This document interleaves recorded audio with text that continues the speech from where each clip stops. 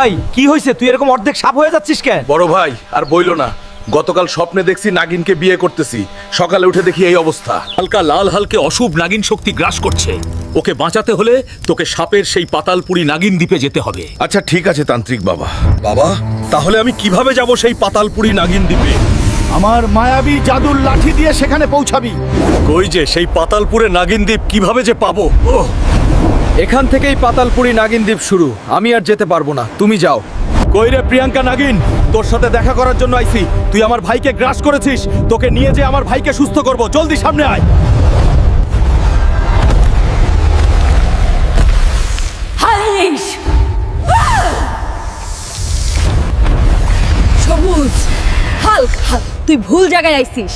যে একবার পাতালপুরি নাগিন দ্বীপে আসে সে আর ফিরে যায়।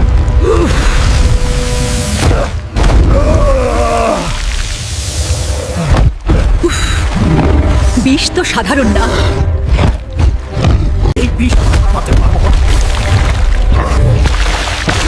এই বিষ 14 আমার থামাতে পার।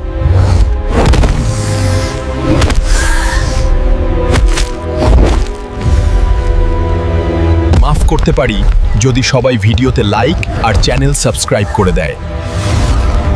এই যে তান্ত্রিক বাবা, নিয়ে আইছি সেই প্রিয়াঙ্কা নাগিনকে। এবার সুস্থ করব আমার ভাইকে। নিয়ে আইছি প্রিয়াঙ্কা নাগিনকে। এবার পুরোপুরি সুস্থ হবে আমার ভাই।